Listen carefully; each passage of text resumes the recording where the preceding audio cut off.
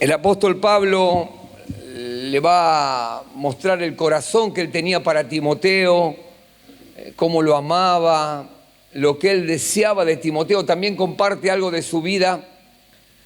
Pero mirá lo que dice ahí en capítulo 1, verso 3. Dice así la palabra de Dios: doy gracias a Dios, dice el apóstol Pablo, al cual sirvo desde mis mayores con limpia conciencia, de que sin cesar me acuerdo de ti en mis oraciones, noche y día, deseando verte al acordarme de tus lágrimas para llenarme de gozo, trayendo a la memoria la fe no fingida que hay en ti, la cual habitó primero en tu abuela Loida y en tu madre Eunice, y estoy seguro que en ti también. Por lo cual, Timoteo, te aconsejo que avives el fuego del don de Dios que está en ti por la imposición de mis manos, porque Dios no nos ha dado espíritu de cobardía, sino de poder, de amor y dominio propio. Fíjate que Pablo le va a decir a Timoteo, yo cuando recuerdo a tu familia y recuerdo tu vida, recuerdo que vos tenés una fe real, una fe auténtica, no una fe que imita la parte de afuera de las personas, sino una fe real, una fe donde Dios está obrando dentro tuyo. Sin embargo, evidentemente, Timoteo estaba con algunas luchas. Por eso le va a decir, Timoteo, Dios no nos dio un espíritu de cobardía, sino de amor, de dominio propio. Timoteo, yo recuerdo tu fe no fingida. A veces podemos tener una fe real, sin embargo estar luchando. Eso no significa que toda la vida va a estar bien, aunque tu fe sea real. A veces va a haber momentos de debilidad, de dificultad y aún de tropiezo. ¿Sabes qué? Me encanta porque nunca imaginaron la madre y la abuela de Timoteo el alcance de la influencia que ellas iban a tener. Hoy estamos leyendo la historia de esta familia, pero ellos nunca supieron a dónde iba a llegar esa influencia hasta nuestros días. Y no solamente hasta nuestros días, hasta hoy, sino aún en la eternidad, porque aquella influencia que hicieron la madre y la abuela de Timoteo en la vida de Timoteo aún va a ser premiada en los cielos. Pero no solamente veo algo, un alcance que nunca imaginaron, sino, ¿sabes qué veo también? Un amor inteligente en la vida de estas mujeres.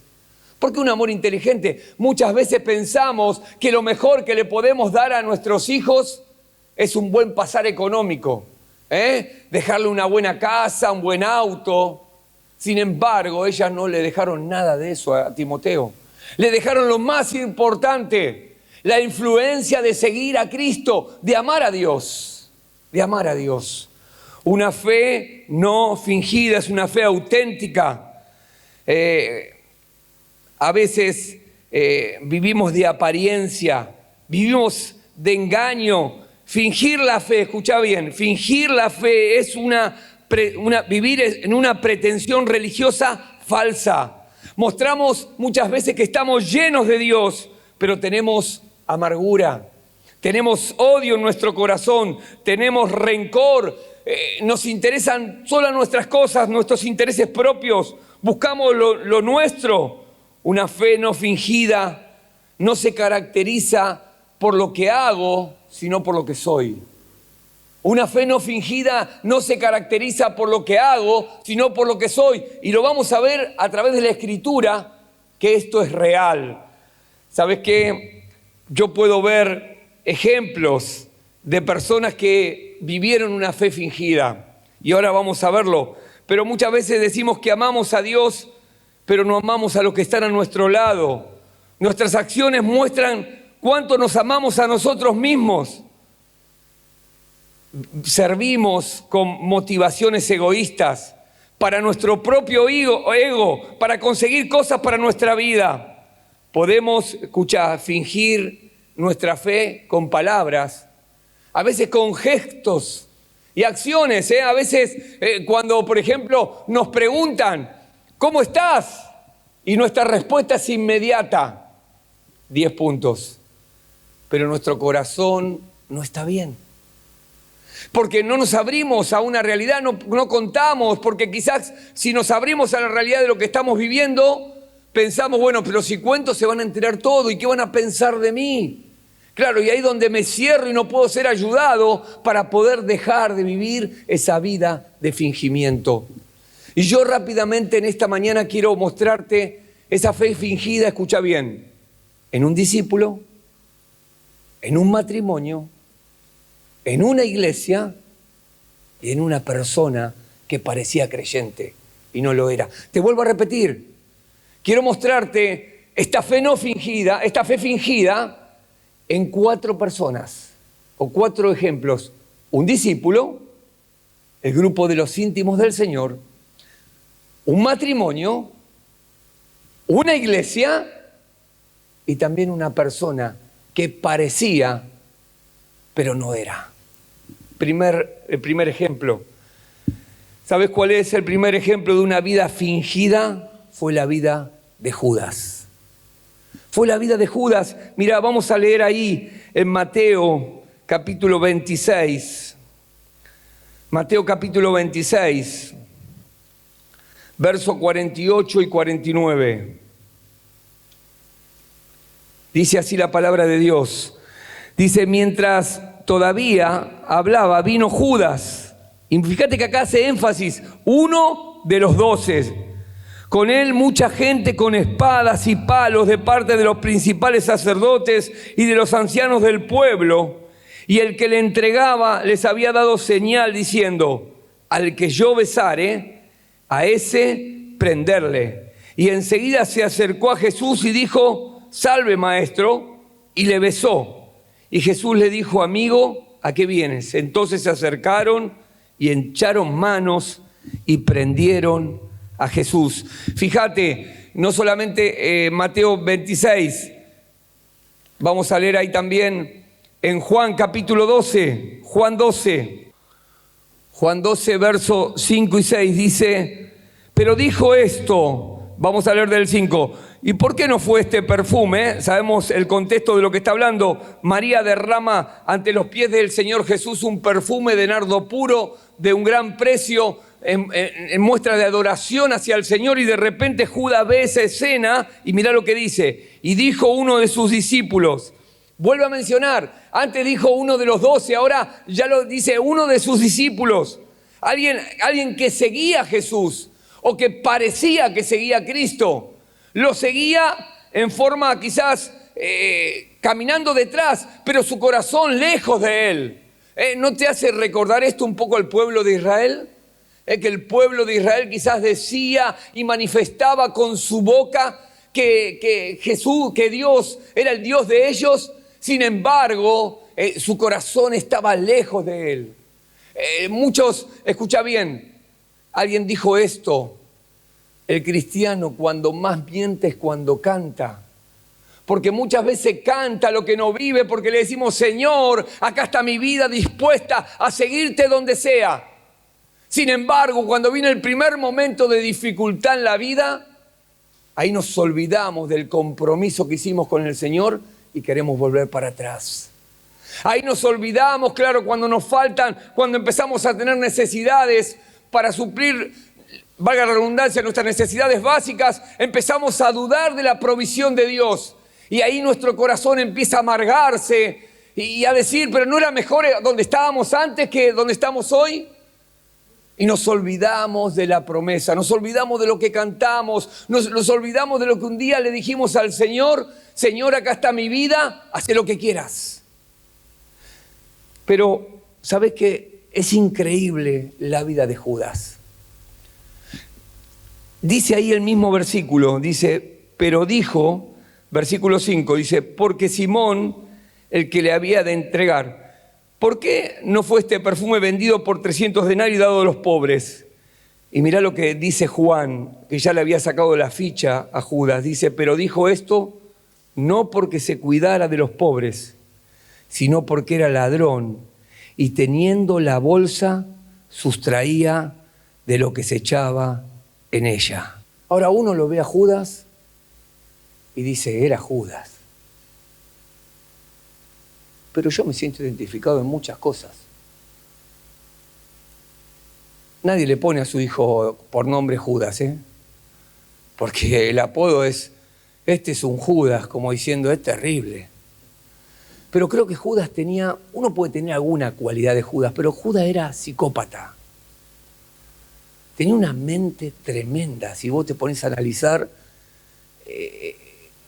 cómo él tenía todo planeado desde el principio, un tipo frío, un tipo calculador, un tipo manipulador, que lo único que le importaba eran sus propios intereses. Pero déjame decirte algo de Judas. Judas fue alguien que estuvo cerca de Jesús. Judas fue alguien que escuchó todos los sermones del maestro. Alguien dijo, vos podés tener el mejor maestro, sin embargo ser el peor alumno. Porque muchas veces no depende del maestro, depende del alumno que está dispuesto a recibir el consejo. Y yo sé que acá hay maestros, pero no maestros de la Escritura, aunque hablan muy bien, sino maestros de seguir a las personas, de influencia.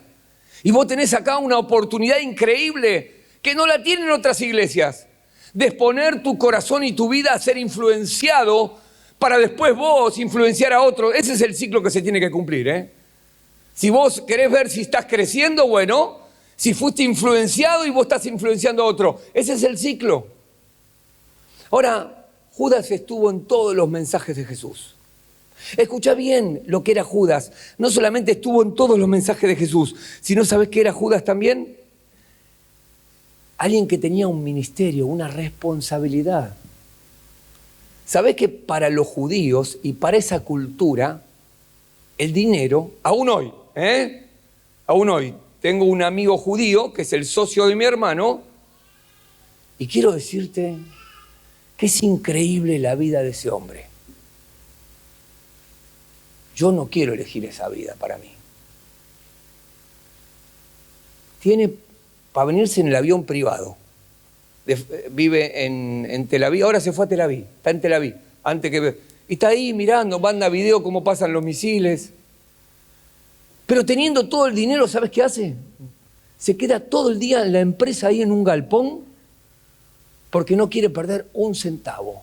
Para el judío la plata era lo más importante. Y tener la administración del dinero era una responsabilidad importante. Sin embargo, Judas, escucha bien, cumplía un ministerio. Escuchó los mensajes de Jesús, cumplía un ministerio, estuvo cerca del Señor. Escucha bien, era uno de los 12 también, del círculo íntimo. ¿Cuántas veces habrá visto milagros? Sin embargo, su corazón tuvo una fe fingida. Aunque el Señor ya lo sabía. Pero él tuvo una fe fingida. Y yo puedo ver 3 cosas en que fue falso Judas. Mirá, yo anoté acá. Lo primero que puedo ver fue falso en la amistad. Fue falso en la amistad. ¿Por qué digo esto? Pasó 3 años con los discípulos.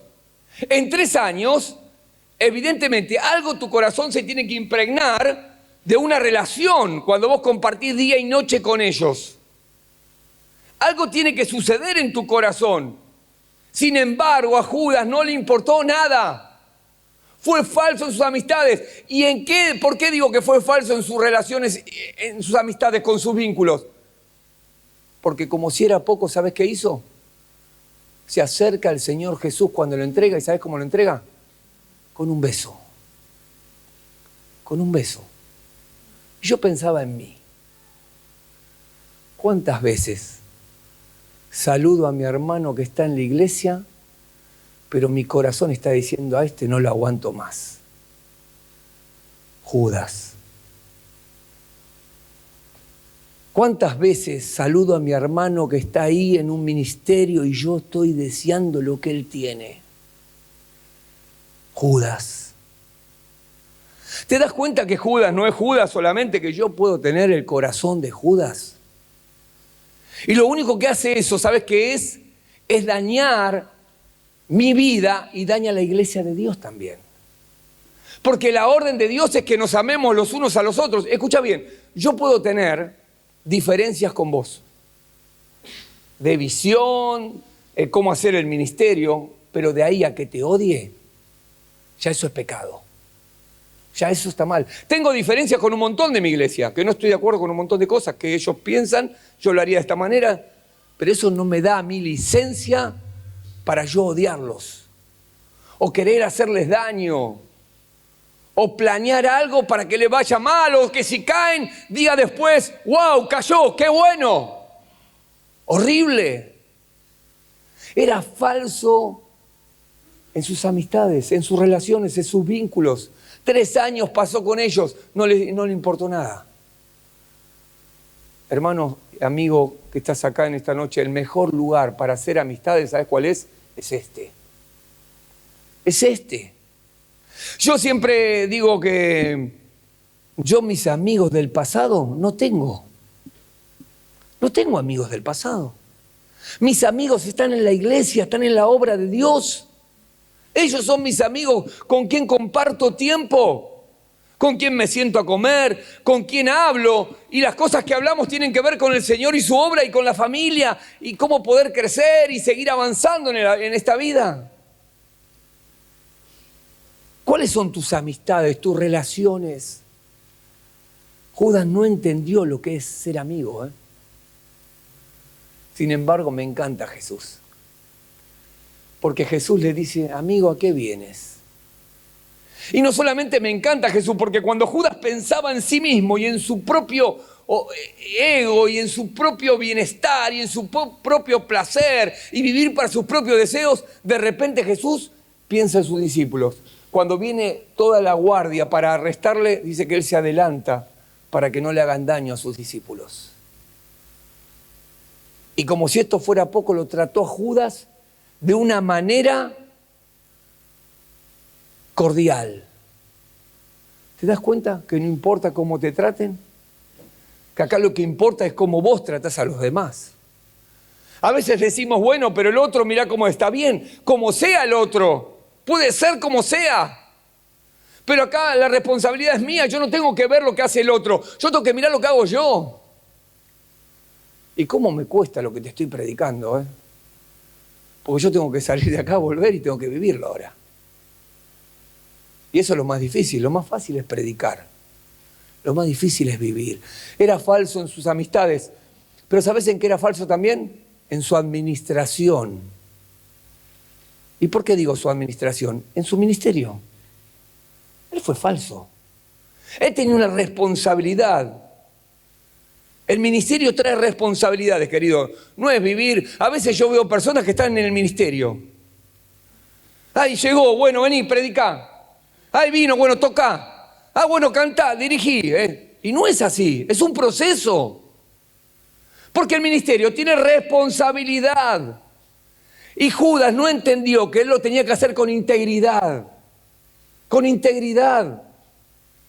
Dice que él robaba de la bolsa.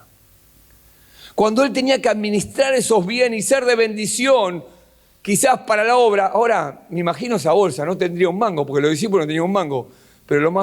Pero enseguida empezaron a tener, porque de repente se encontraron con una pescadería, cuando el Señor va, Pedro echa la red y sacan, y de repente no tenían 5 panes y 2 peces, y el Señor habrá puesto una confitería gigante. Claro, no tenían un mango, pero tenían a Cristo, que podía proveer lo que él quería. Y evidentemente algo había, porque dice que él sustraía cada día. Ahora yo pensaba, quizás yo no robo dinero de la ofrenda, pero estoy robando tiempo. Tiempo que le corresponde a Dios, lo estoy usando para mí. Esto no estoy diciendo que vos tenés que dejar de trabajar, que vos tenés que dejar de disfrutar, pero hay cosas que vos tenés que cumplir en tu responsabilidad, que cuando le dijiste al Señor, Señor, yo estoy dispuesto a cumplir con esa administración que tú me estás dando. Pero también, como te dije antes, esto trae responsabilidad. ¿Qué significa? Lo tengo que hacer con temor. Con temor a Dios. Y tengo que saber que no es mío, que es de Él. Y que un día yo tengo que responder a eso que Dios me dio, ese privilegio. Y que cuando entregue el Señor me pueda decir, bueno, bien, buen siervo y fiel. Era falso en sus amistades, pero falso también en su administración. Es increíble que un hombre que haya tenido tantas oportunidades de ver tantas cosas increíbles de parte del Señor, pero escucha bien, había estado con la persona más amorosa de todas. Por eso te digo que Judas era un tipo raro, porque no había nadie más bueno que Jesús. Y nadie más lindo para hacerse amigo que con Cristo. Sin embargo, él no entendió eso. Estaba tan cegado que aún critica a María de lo que había hecho de haber tirado ese perfume a los pies del Señor en forma de adoración. Tiene la hipocresía y la caradurez de decir, mirá lo que está haciendo María. Esa plata se lo hubiesen dado a los pobres. Pero a él no le importaban los pobres. Pero no solamente falso en sus amistades, falso en su administración. No lo hacía con fidelidad, no lo hacía con integridad. Escucha bien, que tengas una responsabilidad, no te confundas, no te hace espiritual. No te hace espiritual. Lo que te hace espiritual es tener temor de Dios en cumplir con esa responsabilidad. Porque conozco muchas personas que tienen grandes responsabilidades y no son espirituales. No son espirituales. Y aún están terminando y han hecho cosas tremendas. Y están terminando su vida amargados. Porque pensaron que el ministerio era de ellos. Y que la iglesia era de ellos. Y ni el ministerio, ni la iglesia, ni el AVI es mío. Es de Dios. Él nos da la gracia de que podamos administrarlo. Tenemos que administrarlo de la mejor manera. Pero también, ¿sabes en qué era falso? Era falso en el amor a los demás. Era falso en el amor a los demás. No solamente las amistades, no solamente la administración del ministerio que Dios le dio, sino también era falso en el amor a los demás. Lo dice Juan, lo desnuda ahí Juan, diciendo, no se preocupa por los pobres. Lo que menos le interesa son las personas. Quiere lo que tienen ellos, no lo quiere a ellos. Qué diferente que era el apóstol Pablo, ¿no? Y el mismo Señor Jesús. Pero Pablo era diferente y vos lo ves a través de sus cartas cuando escribe. Yo me imagino a Pablo un tipo duro. Me va a encantar. Yo quiero ver a Jesús cuando esté en el cielo, pero también quiero ver a Pablo. Quiero pasar un tiempo con Pablo y escuchar, Pablo, la verdad es que tu vida me impactó. Y ver dónde Dios te llevó y todo lo que hiciste para Él. Contame, Pablo. Pero cuando ves las cartas de Pablo, y si el Señor la dejó ahí escrita, es porque Pablo era de esa manera. Sin embargo, ¿sabés por qué Pablo era diferente a Judas, totalmente distinto? Porque Pablo dice, cuando le escribe a los tesalonicenses, dice, yo les escribo como una nodriza que cuida a sus hijos, como una madre primeriza que está pendiente de su hijo. Así estaba Pablo por los creyentes. De esa manera los amaba. Judas era insensible. No le importaba si había gente necesitada, si estaba sufriendo el hermano. Sí, al contrario, a él lo único que le importaba era su propia vida. Que Dios nos ayude, hermanos, a que no tengamos este corazón, un corazón insensible. ¿Sabés qué veo acá? También alguien que amaba de palabra. Porque vos lo escuchabas a Judas y lo escuchás decir, tiene amor. Se está preocupando por los pobres. Juan los desnuda y lo podemos ver nosotros hoy. Pero quizá la gente que lo escuchó alrededor habrá dicho, Este es el único discípulo de los 12 que tiene amor. Los otros están en cualquier cosa, pero Judas está pensando en los pobres. Por eso Jesús, la palabra de Dios no se equivoca y dice, no amemos de palabra. No amemos de palabra. Amemos en hecho y en verdad. Y lo dice la Biblia también, este pueblo de labios me honra. Judas amaba a los pobres de labios, dice, pero su corazón está lejos de ellos.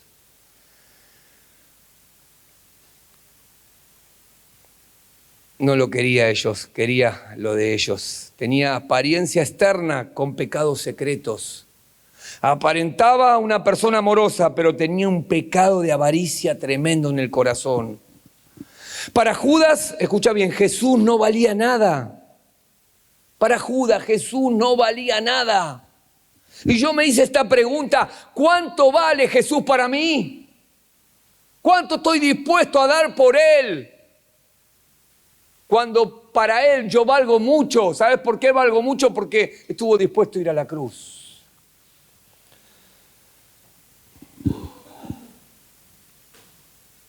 Judas quería mostrarle a todos, que todos se enteren que Él los amaba a los pobres, pero no amaba a nadie. Y Judas no se dio cuenta que amándose a sí mismo estaba perdiendo su vida. Estaba perdiendo su vida. Por seguir sus propios deseos. Estaba perdiendo su vida, porque todos sabemos cómo terminó. Claro, una vida así termina de esa forma, quitándose la vida, suicidándose. El segundo ejemplo, rápido. No sé ni a qué hora empecé, Horacio, perdóname, pero te miento siempre. Y justo este punto tiene que ver con la mentira. No sé dónde puse el celular, pero bueno, te llevaste mi celular, me parece, gordo. Ah, no, acá está. A ver, empecé y 15, ya van 30, bueno, rápido, solamente para mencionarte. Un matrimonio, mira, Ananías y Zafira, Hechos 5, dice, ¿sabés qué me impacta esto? Porque mencionado, ¿en qué contexto está? ¿Sabés en qué contexto? En una iglesia pujante. Está en el contexto del ejemplo de las iglesias que tenemos, que si buscamos un ejemplo de iglesia, buscamos la iglesia de los Hechos. Sin embargo, en medio de un ejemplo tremendo como la iglesia de los Hechos, aparecen estos dos personajes. Ananías y Zafira, un matrimonio. Vimos un discípulo, ahora un matrimonio. Dice ahí la Escritura, pero cierto hombre llamado Ananías con Zafira, su mujer, vendió una heredad y sustrajo del precio sabiendo también su mujer. Y trayendo solo una parte la puso a los pies de los apóstoles. Y dijo Pedro a Ananías, ¿por qué llenó Satanás tu corazón para que mintieses al Espíritu Santo y sustrajeses del precio de la heredad, reteniéndola? ¿No se te quedaba a ti? Y vendida. ¿No estaba en tu poder? ¿Por qué pusiste esto en tu corazón? No has mentido a los hombres, sino a Dios. No has mentido a los hombres, sino a Dios. Cuando lo bueno es malo, ¿no? Porque parece una actitud buena. Están dando, están ofrendando. Sin embargo, lo bueno era malo. ¿Por qué? Porque lo estaban dando con una condición. ¿Cuál era la condición? Ellos querían una posición. Ellos hacían lo que hacían por una posición. Judas hacía lo que hacía por plata. Pero ahora vemos a Ananías y Zafira que están buscando una posición. Ser reconocido por los apóstoles. Quisieron imitar ¿a quién? Quisieron imitar a Bernabé, porque si vos lees el contexto, el último versículo del capítulo 4 dice, como tenía una heredad, Bernabé, que traducido es hijo de consolación, dice, la vendió y trajo el precio y lo puso a los pies de los apóstoles. Quiso imitar a Bernabé, pero no le salió. No le salió, porque su corazón no era recto. Cuando lo bueno es malo, cuando le damos, escucha bien, y lo dice acá, que ellos le mintieron al Espíritu Santo. ¿Sabes qué? Uno puede vivir controlado por el Espíritu o controlado por Satanás. No hay términos medios. No hay términos medios. Ah, estoy un poquito con el Señor y otro poquito con el diablo. Querido, no, el Dios te quiere todo. Dios te quiere todo. Y a veces pensamos que mentimos, le mentimos al pastor, le mentimos al líder. Le estás mintiendo a Dios. Ellos nunca se imaginaron, escucha bien, que Pedro los iba a confrontar de esta manera. Y me encanta Pedro, porque Pedro no tenía pelo en la lengua. Ahora, así como Pedro confronta, también es confrontado. Pero ¿sabes qué me encanta? Porque recibió la confrontación. Cuando Pablo lo exhorta ahí en el libro de los Gálatas. Cuando empezó a tener una fe fingida Pedro ahí. Porque quería quedar bien con los judaizantes en el libro de los Gálatas. Y Pablo le dice, pero pará, vos estás queriendo, te sentás a comer con ellos y de repente cuando vienen los gentiles, no, como que te haces, como diciendo, Pedro, sé sincero. Él estuvo dispuesto a confrontar, pero también dispuesto a recibir la confrontación cuando hizo las cosas que no estaban bien. Pero ¿sabes qué? Ananías y Zafira no se dieron cuenta que el pecado pagaba mal. Ellos quisieron vender humo, quisieron mostrar algo que no eran, quisieron imitar. A veces queremos parecernos a alguien. Yo veo personas que se quieren parecer a otras, pero no les da la vida.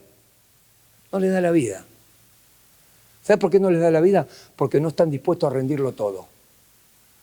No están dispuestos a que su corazón sea un corazón sincero, no de apariencias. Ellos querían posición. Judas Plata, seguimos, ya para terminar. ¿Sabes qué dice la Biblia? Ellos hicieron para que los apóstoles lo vieran. Pero ¿sabes qué? La palabra de Dios dice que cuando Él ve en lo secreto, recompensa en público. Y eso te tiene que traer paz. Eso te tiene que traer paz, me tiene que traer paz, libertad, pero también tiene que traer sinceridad a mi vida. Yo no tengo que vivir delante de las personas, querido. Yo tengo que vivir delante de Dios. No estoy para agradar al que está a mi lado. Si no vas a vivir frustrado toda tu vida, viví para agradar a Dios, porque no siempre el pastor, el líder o la persona que te está influenciando va a estar a tu lado siempre. ¿Sabes qué? Vas a estar solo en tu cuarto frente a la computadora donde nadie te va a ver. Claro, y delante del líder mostrás una cara de espiritual, pero vos sabés que ahí en tu pieza hay cosas que no están bien. Ellos sabían en su corazón que no estaban bien. Menos mal que Dios no nos trata de la misma manera hoy con la mentira. Porque si Dios trataría la mentira de la misma manera, estaríamos todos muertos. No solamente Ananías y Zafira. Un matrimonio. ¿Por qué haces lo que haces? Quiero hacerte esa pregunta. Me la hago siempre. ¿Por qué hago lo que hago? No estoy hablando de lo que hago para Dios. ¿Por qué hago lo que hago? ¿Lo hago para agradarle? ¿Lo hago para honrarle? ¿Lo hago para que Él esté feliz de ver mi vida o lo hago para que estén felices las personas? Y para que yo pueda ocupar un lugar donde me sienta en una posición. Cuidado con eso. Eso es humo. Y el humo se va. El humo se va. El humo terminó yéndose. Ellos no pensaron que el pecado les iba a pagar tan caro. Ahora me imagino un matrimonio, quizás se podrían haber ayudado diciéndole a la mujer al esposo, mira, no hagas eso, está mal. Aunque nos dé un rédito, nos podamos... Aparte, ni siquiera tenían que haber dicho eso, porque si ellos directamente no ofrendaban, o se quedaban callados, o decían, mira, bueno, esto es lo que tenemos para dar. O no, claro, como vieron que quisieron imitar, pero no les daba la vida. No les daba la vida.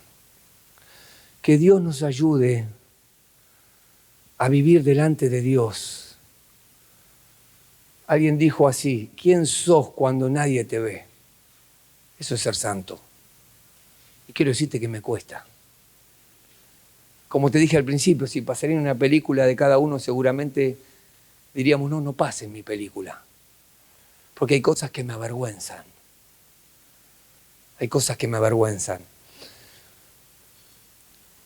Un matrimonio, un discípulo. El tercero, ya terminando, mentiroso. Vas a salir como una niña. No, Señor, por favor, ten misericordia de mí.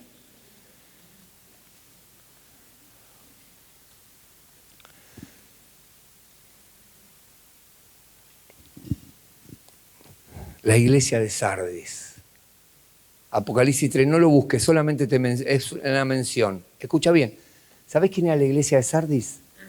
Si vos lees en Apocalipsis 3 te vas a dar cuenta que la iglesia de Sardis tenía, dice, tus obras, algunas obras, vamos a leerlo, porque no quiero decir algo rápido, y con esto leemos esto y terminamos. 10:55, hasta las 11, ¿está bien, Horacio?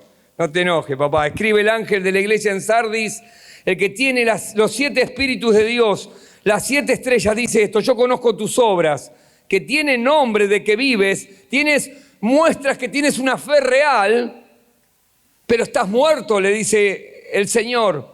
Sé vigilante y afirma las otras cosas que están para morir.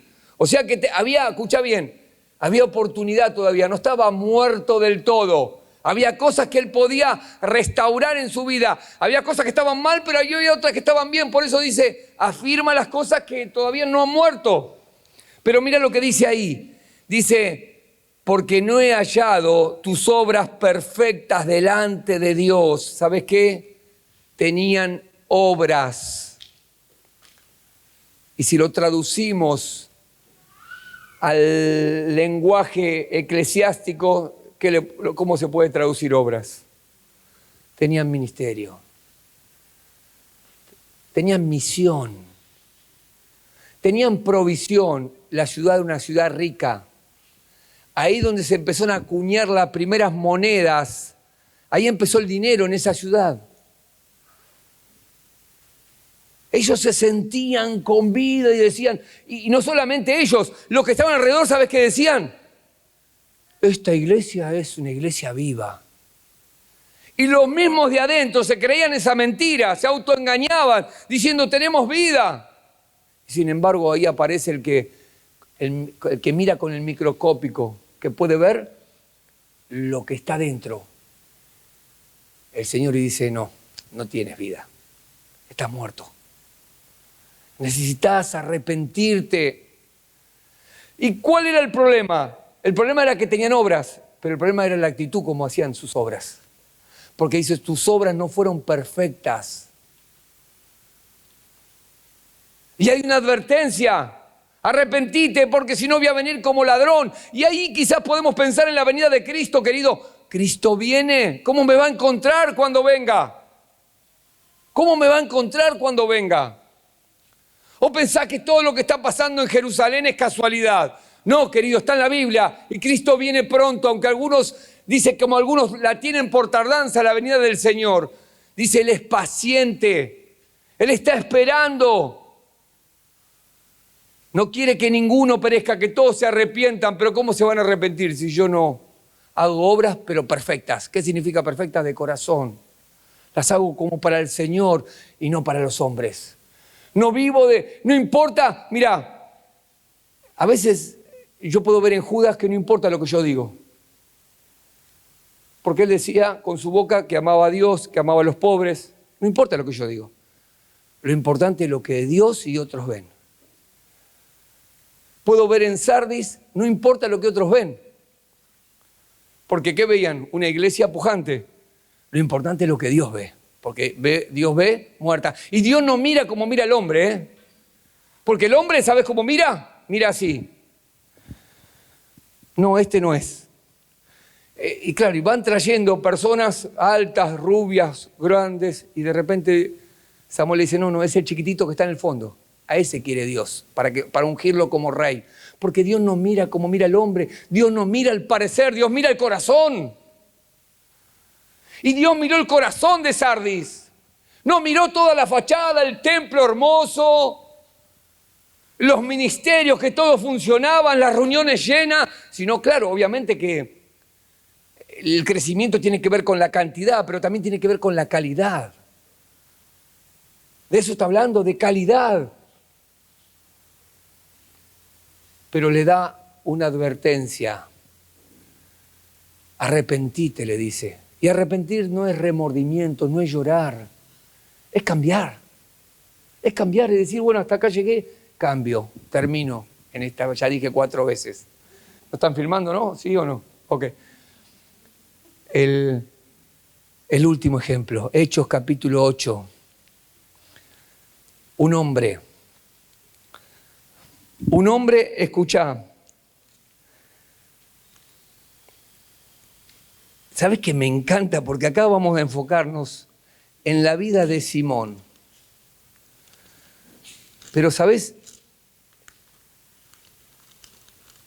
Quiero que leamos ahí, fíjate.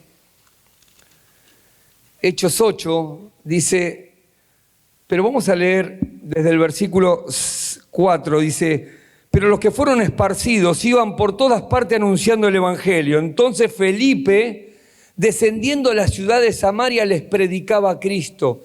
Y la gente unánime escuchaba atentamente las cosas que decía Felipe, oyendo y viendo las señales que hacía. Porque mira lo que dice, porque de muchos que tenían espíritus inmundos salían, estos dando grandes voces, y muchos paralíticos y cojos eran sanados. Así que había gran gozo en aquella ciudad. Pero había un hombre llamado Simón, que antes ejercía la magia en aquella ciudad y había engañado a la gente de Samaria, haciéndose pasar por algún grande. A este oían atentamente todos, desde el más pequeño hasta el más grande. O sea que ahí no tenían que mandar a los niños a otro lado, porque a Simón lo escuchaban. Y de repente dice, versículo 11, y le estaban atentos porque con sus artes mágicas les había engañado mucho tiempo.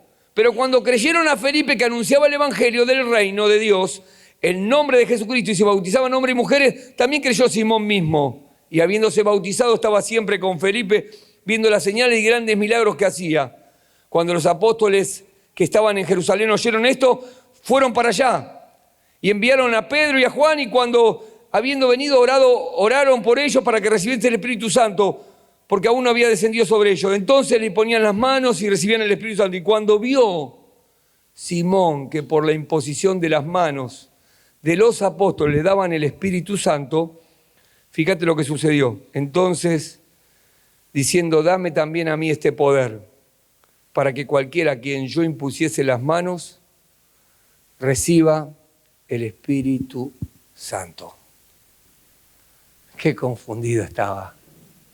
Escucha bien lo que te quiero decir. Te quiero animar en esta mañana. Quizás no tenés un peso. Hay gente que quiere tener lo que vos tenés. Yo estaba en una oficina, en un lugar. Estaba yo sentado, un empresario y un hombre de Dios. El empresario se va de la oficina y me dijo hacia el hombre de Dios, Fernando, él quiere tener lo que vos tenés, pero no se compra con dinero. No se compra con dinero. Ahora, ¿sabes qué? Veo a Simón con una fe fingida total. Veo a Judas falso en su compasión. Veo a Ananías y Zafira falso en su cooperación. Veo a la iglesia de Sardis falso en su compromiso. Era por fuera, pero no era por dentro. Pero acá lo veo a Simón falso en su conversión. Y escucha bien, y se había bautizado. Porque lo dice la Escritura. Pero ¿sabes qué me encanta Felipe? Felipe, ¿es a dónde se metió a predicar el Evangelio? En el medio del templo Umbanda.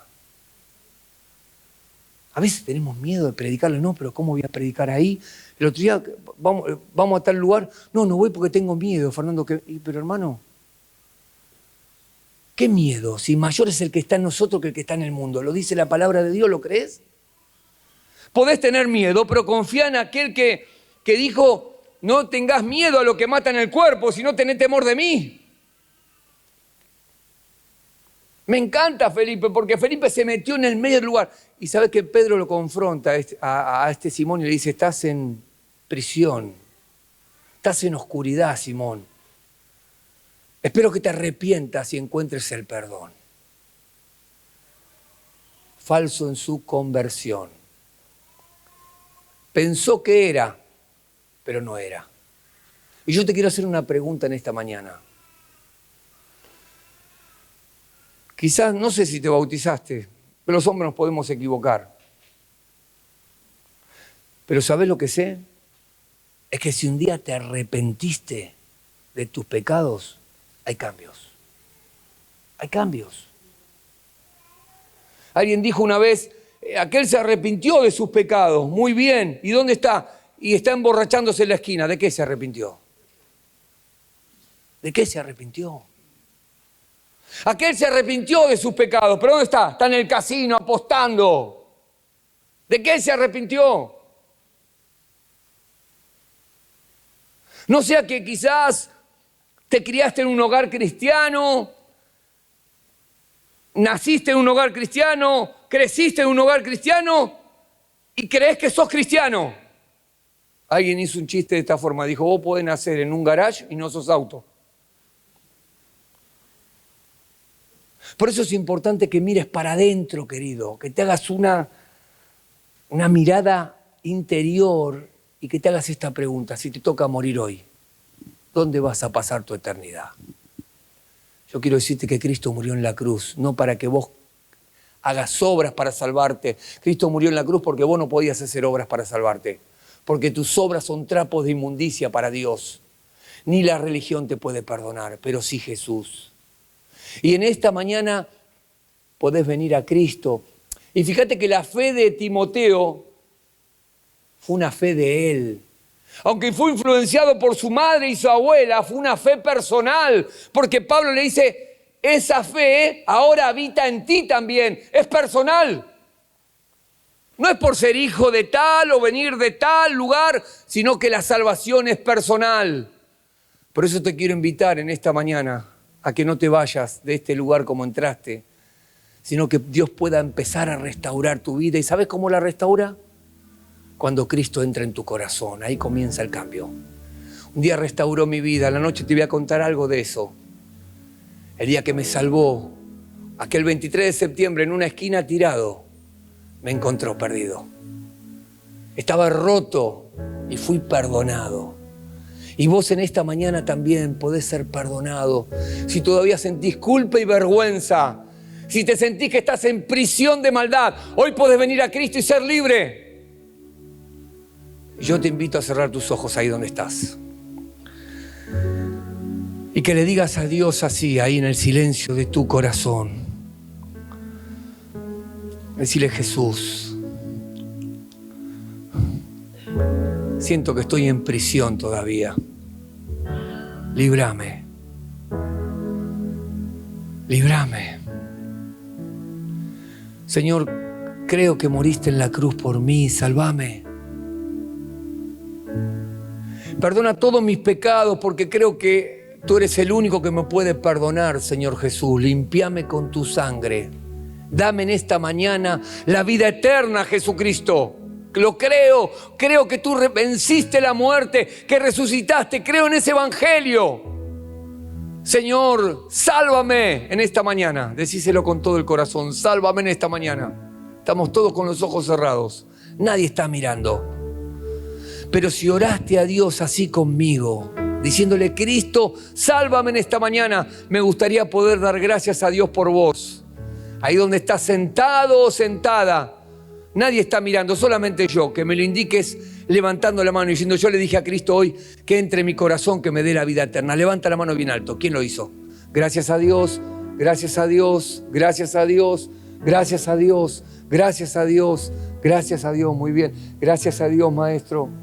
Gracias a Dios aquí en el costado. Querido, mirá, cuando te entregás ganás, cuando te rendís ganás.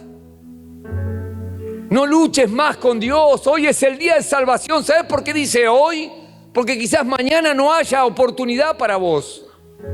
La vida, la muerte no te avisa. Veníamos en la autopista, en la ruta recién.